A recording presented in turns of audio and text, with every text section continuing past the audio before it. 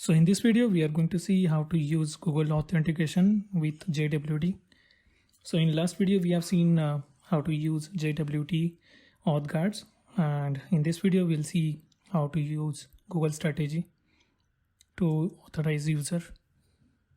So first you need to create one file is Google strategy. For that, we need to create one file or google.strategy.ts. This will be injectable file.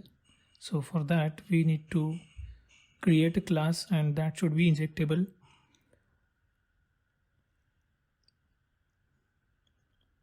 And we can name is Google strategy. And after that, we need to extend another class. It's a passport strategy and we need to provide that strategy.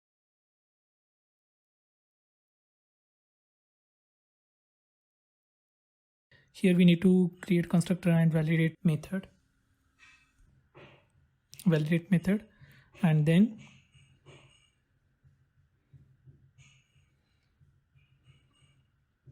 it will return promise. That's why we are adding it async. Then this strategy is imported from passport Google auth.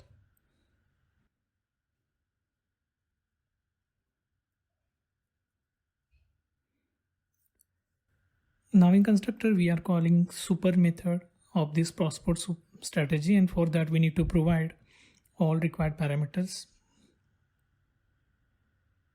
So in super method, we are providing client ID, which is first one.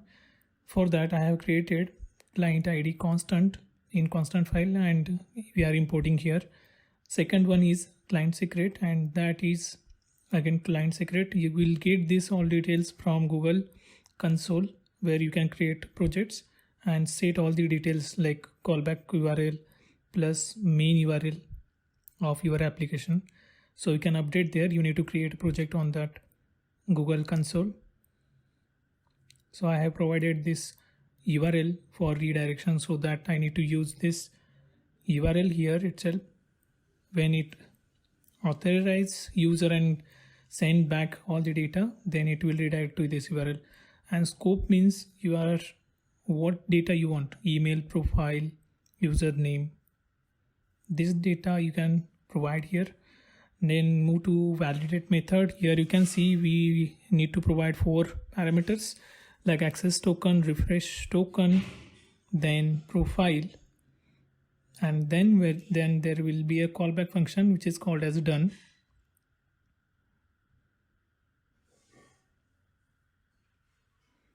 This will have interface which is from again passport Google auth. Verify callback. This again we need to import from passport Google auth 2.0.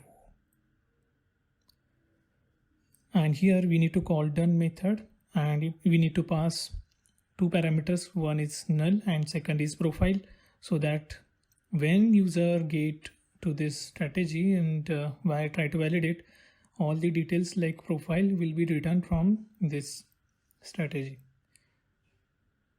or I would say auth guard.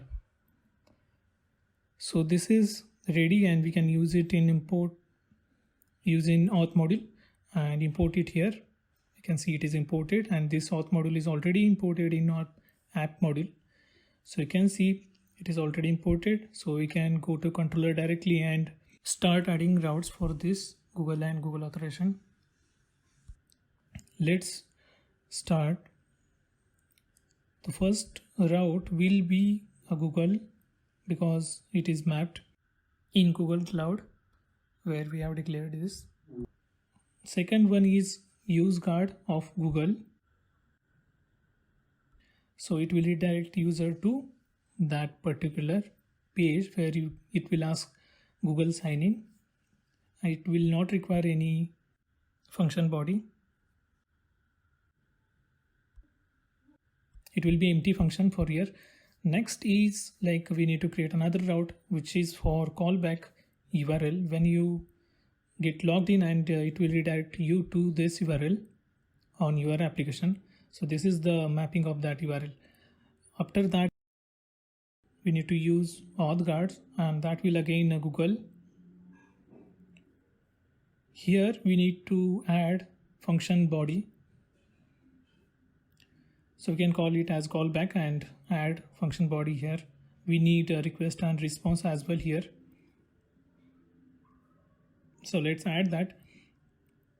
And then we can create JWT token.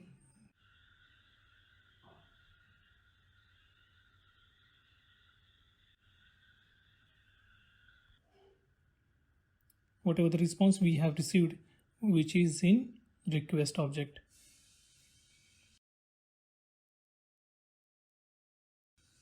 First, we'll send some data to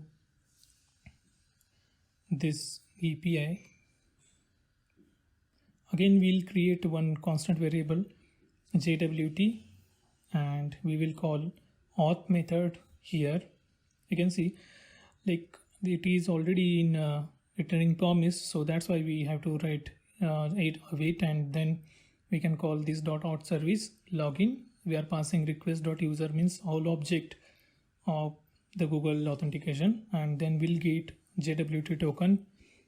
And what we'll do, we'll set header of response, and we'll pass it to some key called as a authorization, and we'll set it JWT access token. So what will happen, like when we'll get response, we will get authorization in header with that JWT token. So next route I'm going to write like test123. This will be a auth guarded by JWT.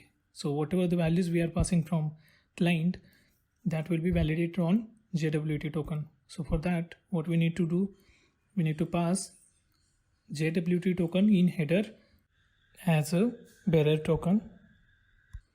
So for that, we just need response object here to respond to that particular API. We don't require here request object.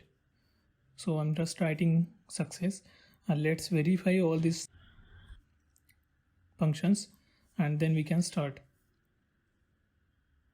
So first one can see Google, second is callback, and third one is for testing JWT token. Let's save all these files, and then we can start. You can see verify all client secret client ID, callback URL scope details, and then we are good to go. Yes, there is no error as such. This authorization key we can see in network response header. Let's go and run this. It is already running. Let's stop it and rerun again. If you have any queries and concerns, you can post it in comments. And if you haven't subscribed, then please subscribe. You will see lots of videos on technical things. Let's wait for some time, and then we can go to browser, and it is started. So let's go to browser and open new terminal, localhost/Google. We can hit that. Before that, we need to inspect and see network tab, because that authorization token we'll get in network, not in this one. So you can see we have received some response, and we can see authorization token as well. So let's copy that and go to Postman, open test123, and let's try to hit, because this is already I have run. So this is old token which you are seeing. So add a new token, whatever the value is missing. So you can see I'm getting success for that particular API, and this is because of latest JWT token is set to authorization and in JWT itself. So it is validating that token and sending response. So this is how you can achieve Google authentication with JWT, and I have tested it for multiple users. It is working fine. That's it for this video. See you in next video. Thank you.